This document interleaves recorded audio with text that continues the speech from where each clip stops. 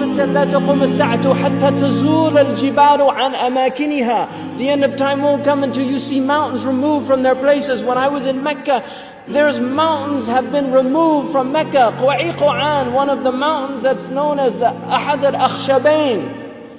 When the angels came to the Prophet ﷺ and they asked him if he wanted to see the mountains that they would يطبقهما على Quraysh.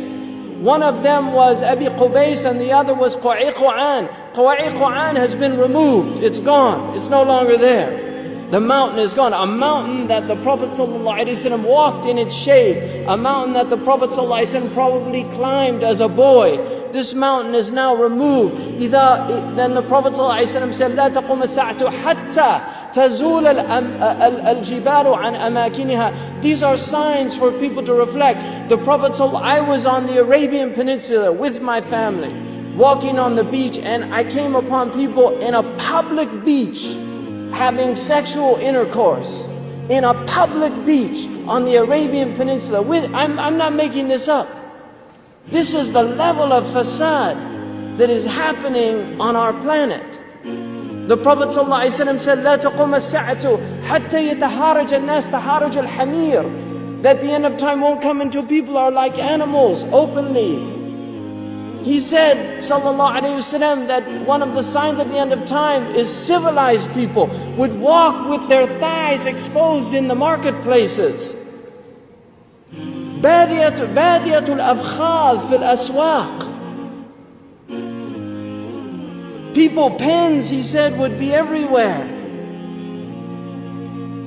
He said that people, out of their love of the world, you would get two-income families.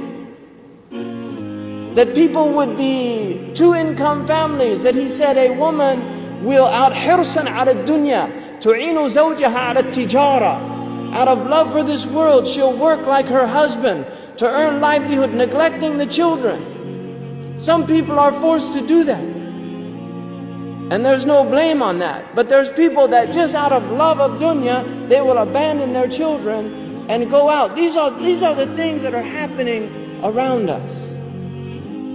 He told us that towards the end of time, you will see the people, the ala, ri'asha, yatatawaluna fil bunyan. He said there will be poor people who were the desert people, and they were poor, and they were taking care of goats and animals, and then they'll begin to build huge buildings.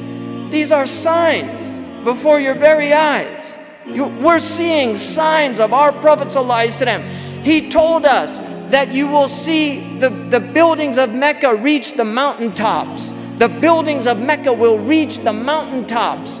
And this is happening in our lifetime. When I first went to Mecca, there were no buildings even close to the tops of the mountains of Mecca. And now it's filled with buildings that are beginning to reach the mountaintops. I was on one of the tallest mountains in Mecca, and you can see the clock tower now surpasses the mountains. The Prophet ﷺ said in a hadith, he said, إِذَا رَأَيْتُمْ مَكَّةَ بُعِجَتْ كَظَائِمًا. If you see Mecca, if you see its mountains with holes pierced through them, this is what it means. بُعِجَتْ كَظَائِمًا وَيَتَسَاوَى بُنْيَانُهَا رُؤُوسَ جِبَالِهَا. And you see the buildings reach or in a riwayah ta'lu, they will actually surpass the mountaintops. And then he said, فَقَدْ أَظَلَّتَ السَّاعَةُ. It means that the sa'a has cast its shadow.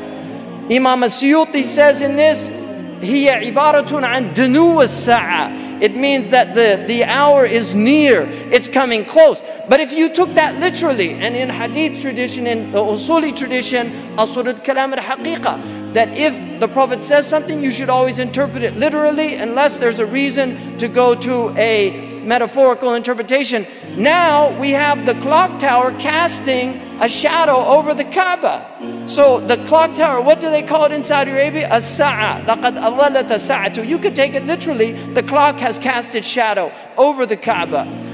Literally or metaphorically, اقتربت الساعة وانشق القمر. The hour is drawing near.